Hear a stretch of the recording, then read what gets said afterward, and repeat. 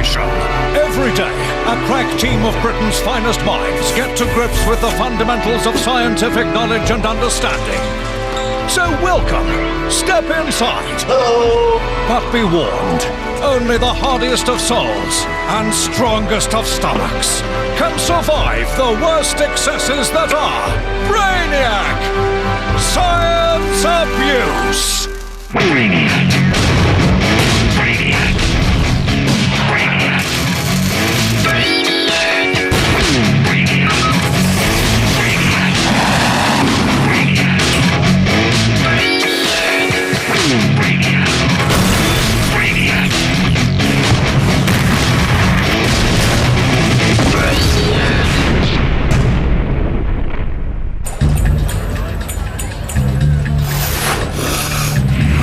Welcome to Brainiac, a skid mark on the underpants of science.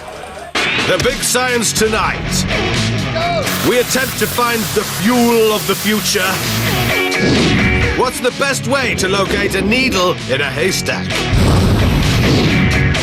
And can you chill a beer using rockets? But first... Oil is running out. Brainiac has an alternative fuel, fast food. But how fast is fast food fuel? If a regular diet of fish and chips, pizza and kebab can keep a Brainiac firing on all four cylinders, then why can't it be used to fuel a vehicle? Why not, indeed? But to be honest, I haven't the faintest idea how that might be achieved. But fortunately, for the future of mankind, here's somebody who does know. It's John Tickle! There he is, there! Hi, Vic. So, I hope you're up to speed on this one, John. Indeed I am, and thanks to some of our advanced level Brainiacs, I think we can change the course of engineering history, right here, today on Brainiac.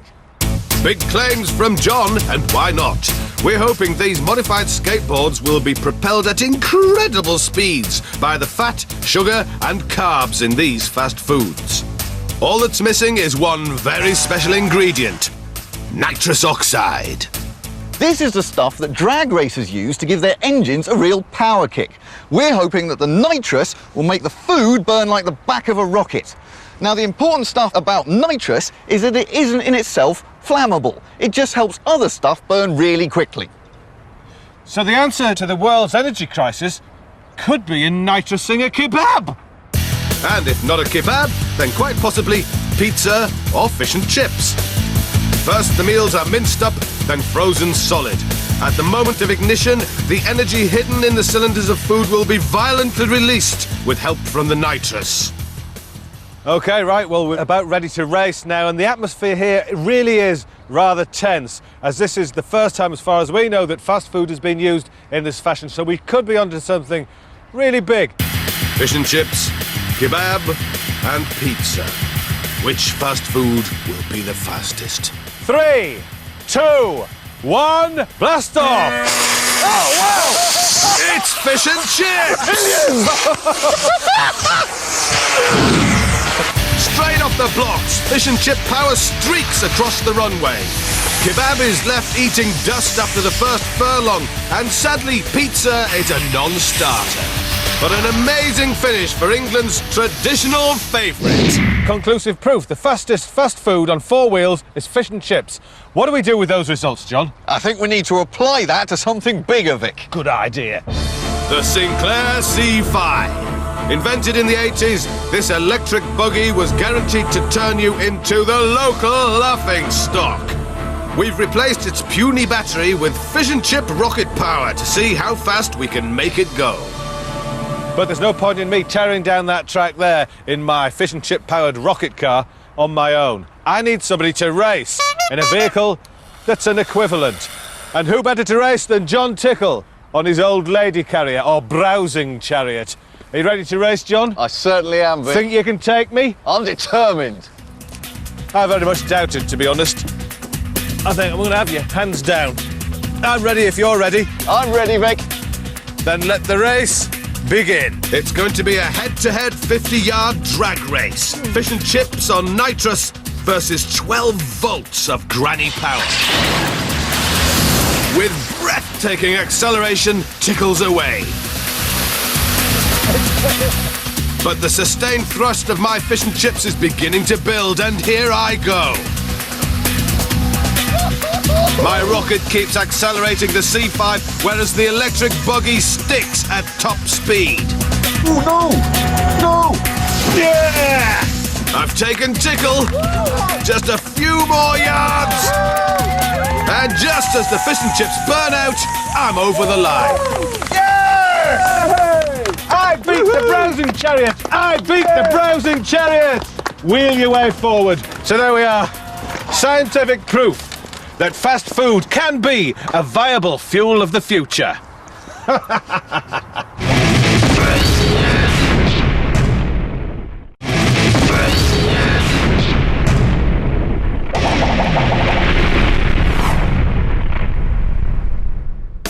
Hidden away in a secret outbuilding is the Brainiac slow-motion research facility. Inside, a small team of Brainiacs are devoted to the remarkable line of research we call things, but very slowly. So what's this week's thing, but very slowly? A snow globe. Normally, this isn't particularly interesting to watch. But let's see that again, very slowly.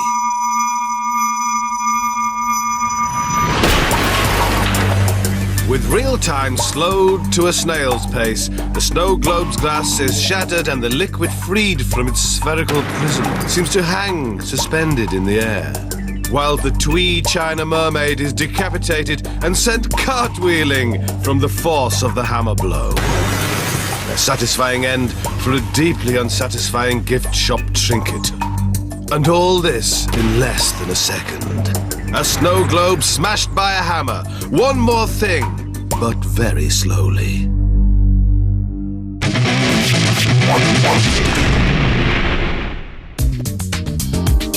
Here's one for you. If water is clear, why do things get darker in colour when they're wet?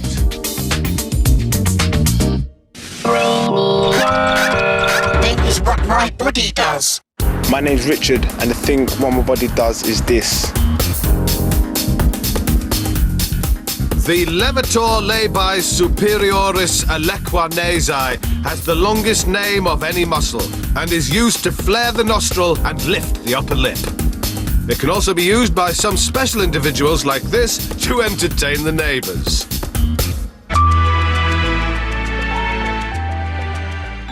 This paper says the bond between a mother and her baby is so strong that she can pick out the sound of her babies. Presumably, she can detect the taste of her babies. But can a mother pick out her baby by the smell of its poo? Down at the lab, we've got 3 proud mothers and their babies. We'll be finding out whether mums really can recognise their own baby's poo using just their sense of smell. Each baby will be wearing one of these fresh, disposable nappies. And for the purposes of matching mum to nappy later on, each mother needs a label too. Before we can start, our babies need to provide us with a sample of their stool. Because all 3 babies are fed on formula milk, their poop should be extra smelly. Breastfed babies digest their milk far better and can even produce sweet-smelling number 2s. Now all we have to do is sit back and wait for nature to take its course. Hey presto! 4 hours later, our babies have done their bit for science by filling their cacks with poo. Now there's no time to waste getting these super fresh specimens on the lab table. This screen will allow our mothers and babies to maintain some dignity. And this safety kit should help our lab assistants hold down their lunch. It's time to separate mum from baby. The 3 mothers set about blindfolding themselves whilst their babies are left entertaining our brainiacs. One mother at a time will be led forward to take our sniff test. When they think it's their little sweetheart stink tickling their nasal hairs, they'll tell us, and we'll record whether they correctly picked A, B, or C. Baby's poo is usually mustard yellow, but it's quite normal for it to come out in various shades of green as well. That's my baby. Mummy A doesn't need a colour chart. She's picked out the right nappy before even sampling all three. Is Mummy B as caring? Poo smells because bacteria in our gut give off chemicals offensive to the human nose when they attack bits of food. Maybe. Mummy B seems to be enjoying them all. No. Yeah, it's that one. But in the end, she correctly picks out Nappy B. Scientists claim it's an evolutionary hangover that mums can recognise their babies by the smell of their poo. Perhaps caveman babies had such hairy faces it was impossible to tell them apart any other way. Yes. Mum C doesn't mess about. She's identified Nappy C at the first sniff. So that's 3 out of 3. Clear and indisputable proof that mums really can recognise their own baby by the smell of their poo.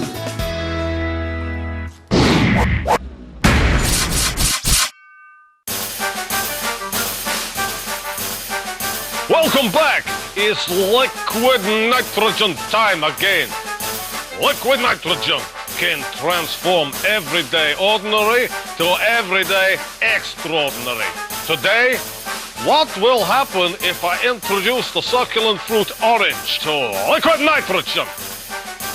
Ursula, bring on the succulent fruit. Thank you, Ursula. She has a very strong back, which she uses to good effect in naked forest fighting. Before meeting liquid nitrogen, orange is soft and juicy like large fox's eyeball. But what will happen when it meets liquid nitrogen? Has extreme cold of liquid nitrogen made juice expendable? Let's find out. It explodes before your very eyes.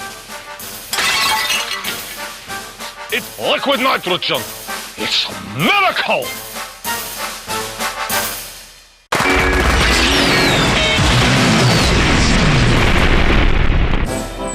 Will it fizzle or will it flash? The cracking chemistry conundrum posed by Dr. John P. Kilcoyne, Principal Lecturer at the University of Sunderland. So what chemicals does Dr. Kilcoyne have in his shed today? Aluminium sulfate, sodium hydrogen carbonate. Will it fizzle or will it flash?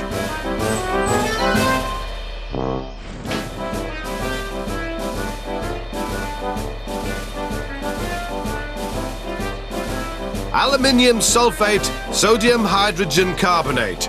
Will it fizzle or will it flash? The answer, fizzle. When mixed with a touch of washing up liquid, the chemical reaction produces a foam of carbon dioxide gas and a superb fizzle. Nice one, Doc. What a great fizzle.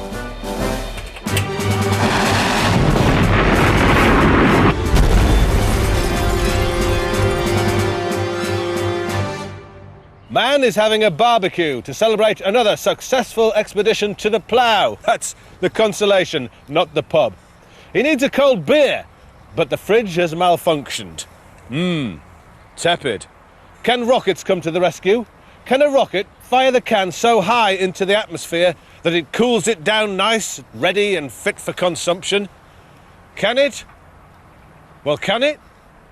Quite possibly. At 36,000 feet, the air temperature averages out at minus 56 degrees centigrade, which should chill our beverage nicely. The payload, a beer can, is now being inserted into this rocket here, which produces an extraordinary 200 kilograms of thrust for a limited time. It'll then be fired high into the atmosphere where the beer can will be chilled to an ideal consumption temperature of between 6 and 10 degrees centigrade. The world's first rocket beer chiller. NASA never tried this.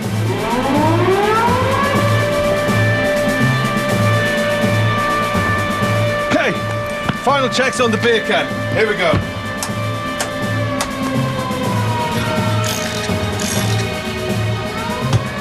Countdown in T-minus 10 seconds. 10, 9, 8, 7, 6, 5, 4, 3, 2, 1. And there she goes! Excellent. High as you like. It's gone so high, even our trained cameramen are having problems seeing it. Super chilled. The beer has been jettisoned and its parachute deployed. As usual with Brainiacs, when there's free drink on offer, it's a race to get there first.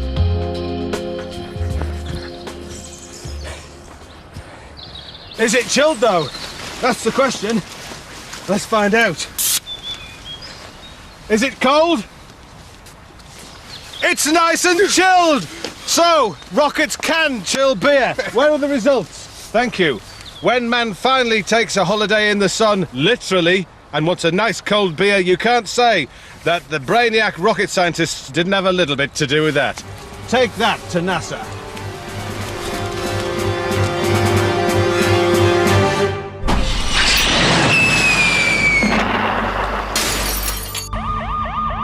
Stop! The following recipe is dangerous. Do not try this at home. Or anywhere else, for that matter. Today's recipe is cauliflower mornay. You will need a cauliflower, ready-made cheese sauce, don't be too shy about the amount, and breadcrumbs. For less experienced chefs, one tip. Don't, whatever you do, let some light bulbs taped to a balloon full of explosive gas enter the microwave cavity. As usual, 10 minutes on full power should be enough to ensure this one's served up piping hot. But cooking times can always vary. The microwave energy causes the tungsten filaments inside the light bulbs to glow. It's a domestic white goods time bomb, and eventually... By golly, that was something. What was that noise in the kitchen, Margaret? We do these recipes so you don't have to. Do not try this at home.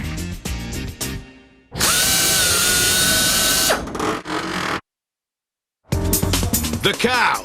Arguably the most useful animal on the farm. Provider of meat, milk, and leather.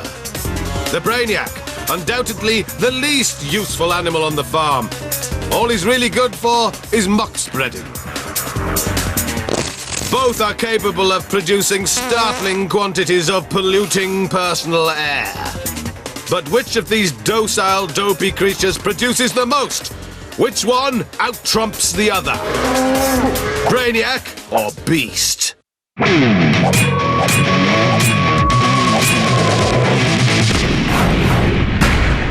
To ensure a level playing field, both our subjects are consuming massive amounts of flatulence-inducing foods. Cow chews the cud, whilst Brainiac binges on beans. All we need now is a brave lab assistant with some high-tech methane detection equipment. Fortunately for our subjects, it won't need to be inserted to get a reading. Cow up first, and she looks determined. Believe it or not, bovine wind is no laughing matter. These agricultural grass guzzlers produce 114 kilos of methane every year, which is a major cause of global warming. A dairy cow belches and farts 2 litres of gas every day, and according to these readings, most of that comes from the rear end. Just 10 minutes of testing and gas levels are impressively high. So, a tough act for Brainiac to follow, but he's looking bloated and ready for action.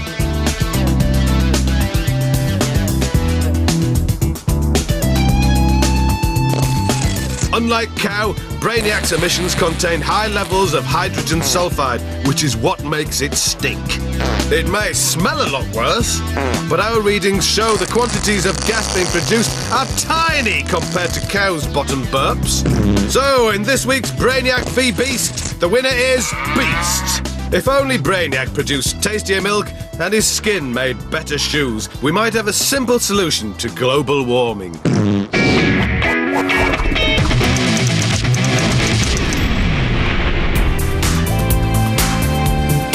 Dr. Bunhead on the pull, where every other Tuesday, science's biggest loser hits the town hoping his special mix of near-fatal charm and half-baked experiments will finally get him a girlfriend. Oh, hi, ladies. Hello.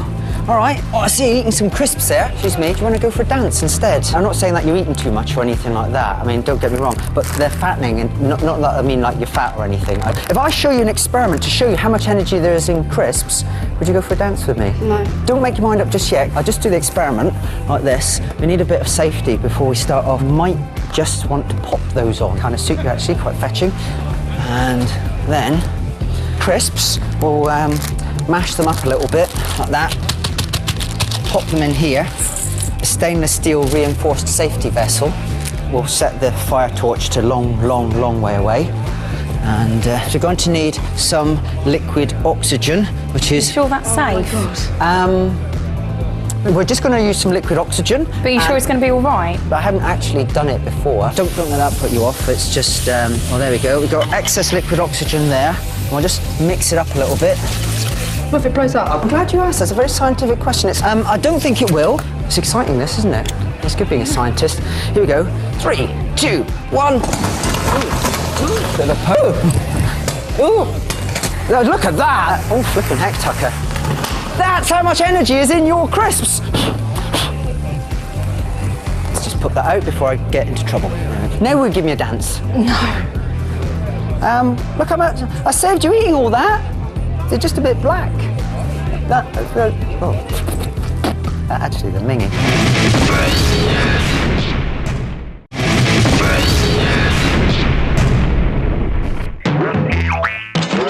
I can do science, me. Every year, the I Can Do Science Me open auditions attract literally several would-be scientists.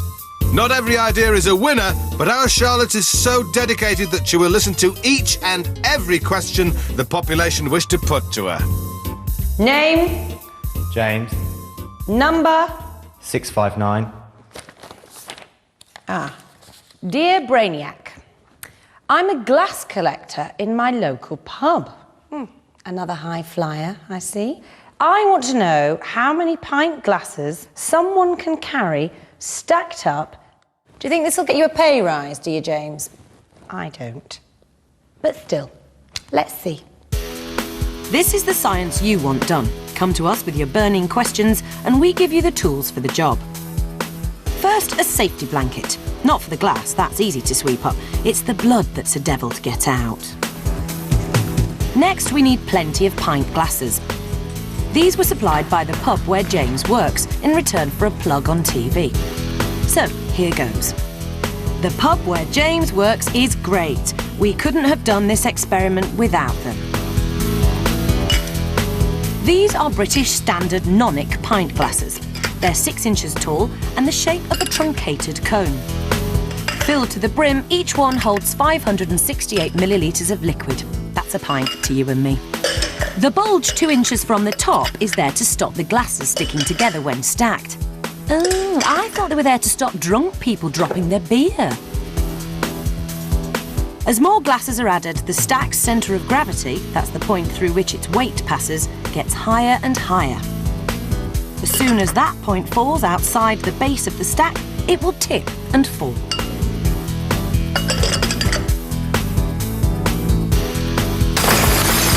Yes, James, a bit like that. His name is James. He wanted to know how many glasses he could carry in one go. The answer? 51. I can do science, me.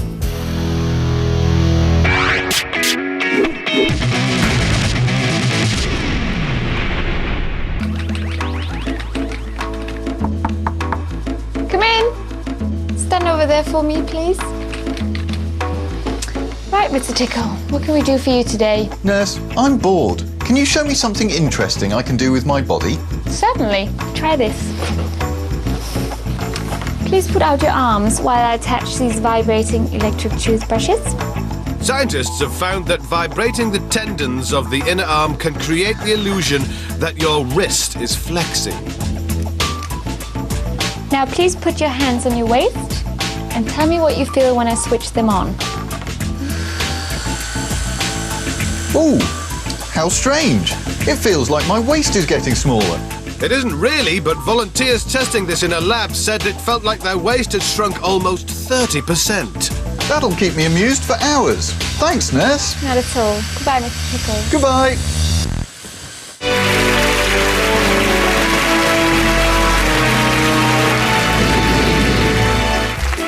Ladies and gentlemen, welcome to the show that puts you on the end of the plunger. Brainiac for a Day, with your hosts, Dolly Boy and Dolly Girl. Every week, without fail, a lucky viewer gets to don the famous yellow t-shirt and hat for an unforgettable day as a Brainiac. This week's Brainiac wannabe is Abigail, a semi-professional goth from Hunstanton. Tell us, Abigail, what is it you're going to be blowing up today? My teddy bear. And what a special teddy bear this teddy bear is. Abby's boyfriend, Roger, said he'd shot a grizzly bear, had it stuffed and gave it to her as a gift.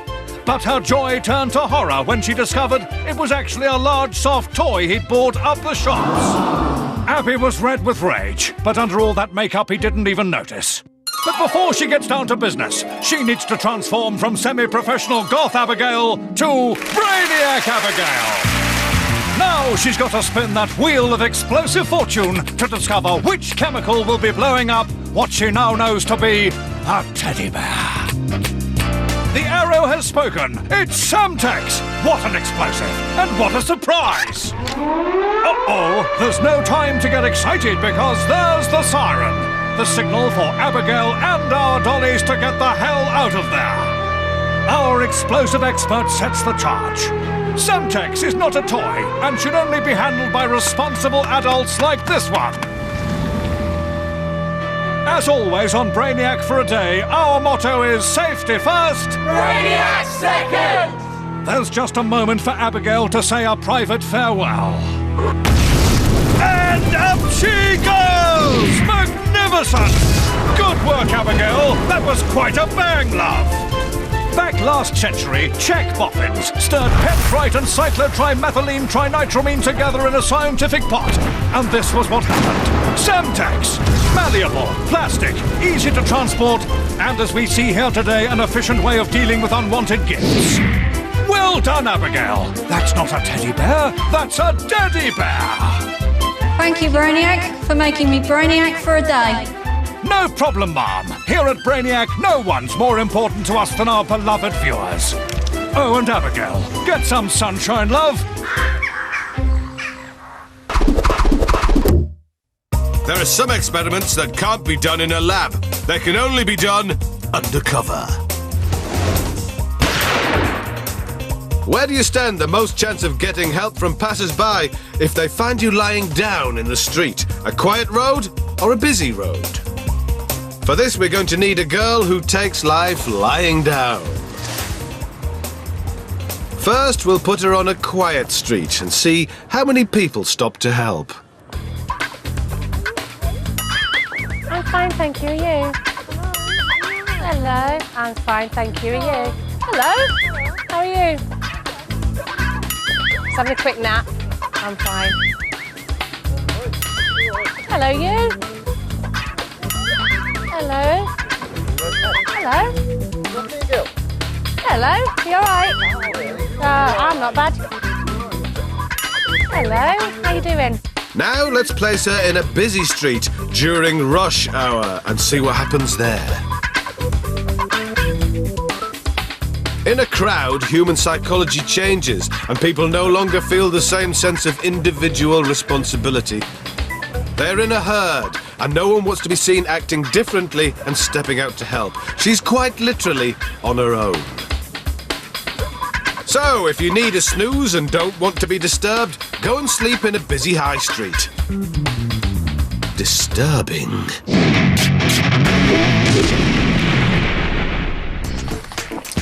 Dear John, I've heard that the final drops in a can of soft drink contain 90% spit. Is this true? Debbie Fraser from Chatham in Kent. Well, Debbie, the thinking on this is that when you slurp on a can, some saliva always makes it back into the container. When you've done that enough times to get to the end of the drink, supposedly what's left in the final few drops is more saliva than actual drink. Well, is there any truth in this theory? To test it out, I've got some cans and I've got some Brainiacs. Get drinking, fellas. We're using the cheapest type of supermarket cola we could find. The theory being that the vile super sweet taste will somehow stimulate the Brainiac's saliva ducts that little bit more. Now, while they do that, I'm preparing the last stage of the test. I've got 6 different concentrations of cola here. 100% cola, 80%, 60% and all the way down the line. We'll compare the colour of the Brainiac's backwash to these. The one that it matches closest tells us how much spit is at the bottom of the can. Simple and elegant. Well, it looks like they've got through most of the cans, although I have to say some of them look like they're not exactly stomaching the drink anymore. But that's their problem, not ours, because it's the residue in the cans that we're interested in. Right, let's have the tray. One more can from you, Brainiac, and let's go examine the evidence.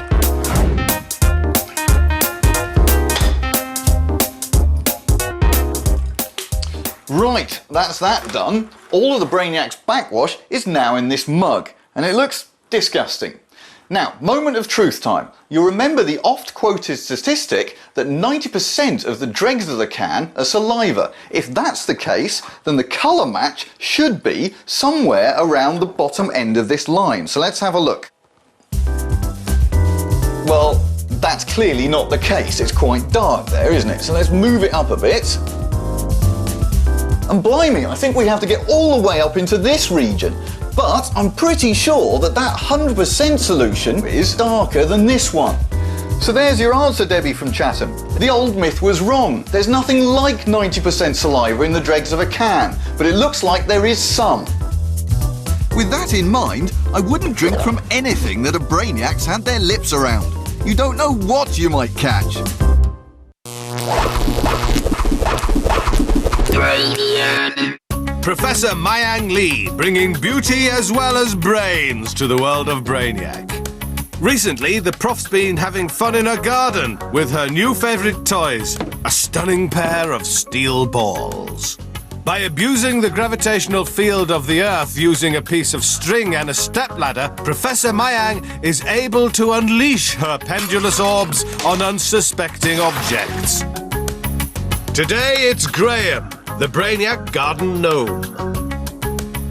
So, will Mayang Lee's balls of steel shatter, or shunt Graham the garden gnome? It's a shatter! No surprise really, those are solid steel balls, and Graham is only made of alabaster and pure evil.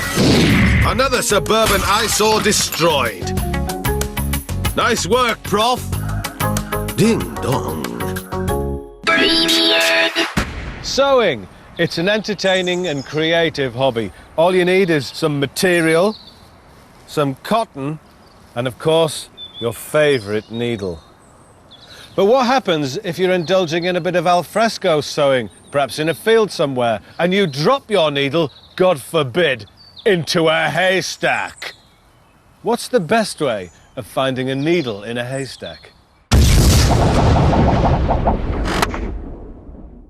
We've come up with 5 different methods of needle location other than the traditional style of hands, eyes and rummaging. But which will be the quickest? An easy suggestion to start with, the metal detector. But those needles are small. How close do these metal detectors need to get to the needles in order to locate them? About an inch. Well, this method we call sheet tossing. A simple sheet with a hole in the middle. The hay is placed in the sheet and shaken. The needle, hopefully, via the gift of gravity, will fall through the hole and out of the bottom. The swimming pool. we throw all the hay into the swimming pool, closely followed by this Brainiac, who will hopefully retrieve the needle. Next method, nice and simple, magnets. And finally, the flamethrower. Whoa! Which will hopefully raise that haystack down to the ground, thus revealing the needles, which won't burn. Brainiacs, prepare to hunt for your needles. Stand by and go! And they're off! Of course, finding a needle in a haystack is a random business. You could find it in the very first handful. But that's no fun. So, to iron out the randomness, we've hidden 5 needles in each stack. First to find all of them has the best method. This could take some time. So, thank goodness this is television and you only have to watch the highlights. 6 minutes into the race now, and right on cue, the metal detectors have found one. That's great, that, isn't it? Look, only 4 more to go. Oh, what was that? Have you got one? Excellent. In the swimming pool, we're hoping the needles will sink to the bottom, leaving the hay floating. Brainiac is actually in there, diving like an aquatic fool. Looks like a dirty farmyard pond, doesn't it? And who would find a needle in those circumstances? The flamethrower is making easy work of its haystack, reducing it to a fraction of its size in no time. However, it's not necessarily that simple. Well, a bit of a drawback, they've got to let the fire burn right down before they can even start looking. And then, those needles are going to be red hot. Over with the hay fever sufferer's worst nightmare, there are signs of progress. And within the space of the next 11 minutes, everyone's getting them. Got it. Except Flamethrower, who's only just started to sift through the ashes. But there he goes, first needle, but a lot of catching up to do. 3 needles now for the magnet, and 3 to the metal detector. Flamethrower catching up, but there's problems in the pool and trouble for the tossers. Each stuck on 1 needle. The ash sifting method is racing away now. That's 3 and 4. Still no more for the metal detectors, but the magnets have 4, going head to head now with Flamethrower. Whoever turns up a needle next is the winner. Come on, it's the final few strands. It's got to be in there somewhere. Oh, and we've got a winner! And it's not the magnets, no! Look at that! The final needle! 5 needles, which is conclusive proof that the best way to find a needle in a haystack is with a flamethrower. Ha!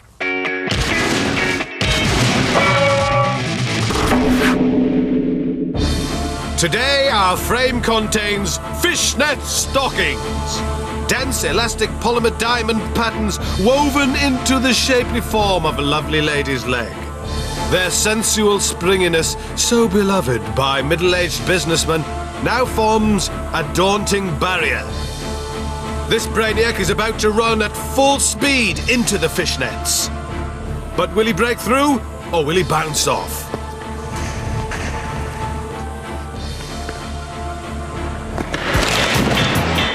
It's a breakthrough! Like the laundryman at the Moulin Rouge, our Brainiac bursts through the elasticated leg coverings to land satisfyingly on the ground beyond. Fishnet stockings, something you can run through.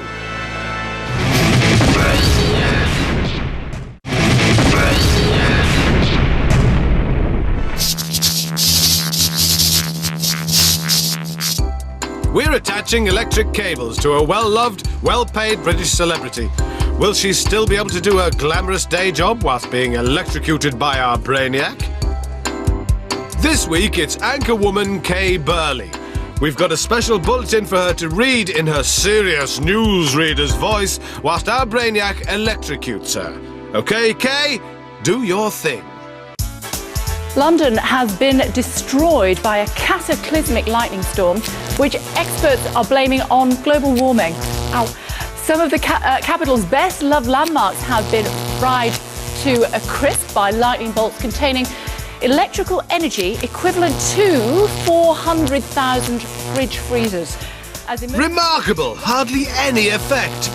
let's turn the voltage up to maximum. Great Britain, and Adam Rickett, the acting Prime Minister. His new government has urged everyone to stay indoors and await further instructions. Joined live by Adam Bolton outside what used to be the Houses of Parliament. So, can Kay still do a glitzy day job whilst being electrocuted? Yes! Thanks, Kay. Good news. Nothing phases you. 47-second science. Big science questions in bite-sized chunks. This week, can you hold your breath underwater for longer after breathing pure oxygen? First, we need to discover how long Brainiac can hold his breath on normal air. The scientific term for voluntarily holding your breath is apnea. The average human can apnea for 1 minute. Professional freedivers can manage 8. This Brainiac manages 41 seconds. Time to suck down some pure oxygen. Interestingly, our physical impulse to breathe doesn't come from a lack of oxygen, it's the toxic carbon dioxide buildup that our body becomes desperate to expel. Saturating the lungs and muscles with oxygen should mean that there is less CO2 present and that the overriding impulse to breathe will be reduced.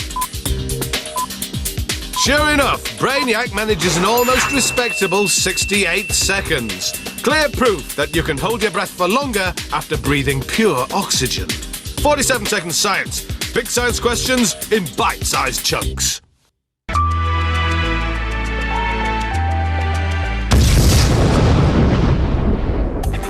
Is it an ultra-cautious cyclist?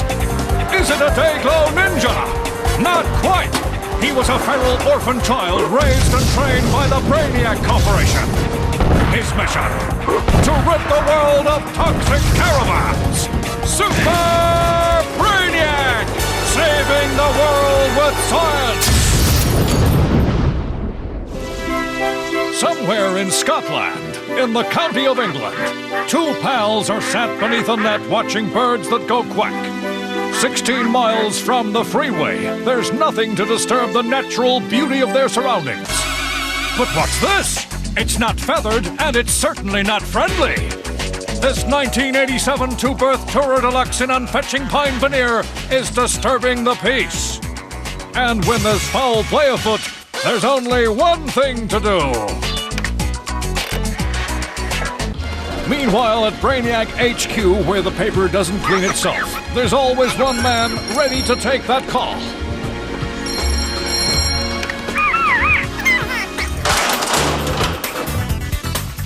Faster than a microwave meal, our lemon cagoule-wearing superhero is on site to dish out scientific justice. Today, that justice comes in the form of dynamite. Tightly packed tubes of nitroglycerin and porous filler. This caravan's about to get char-grilled. Invented by Alfred Nobel to ensure people gave his Peace Prize some respect, dynamite needs a detonator to get destructive. Coco Caravan! Dynamite's got enough juice to blast through solid rock. This 2-wheel tin can with bunk beds didn't stand a chance.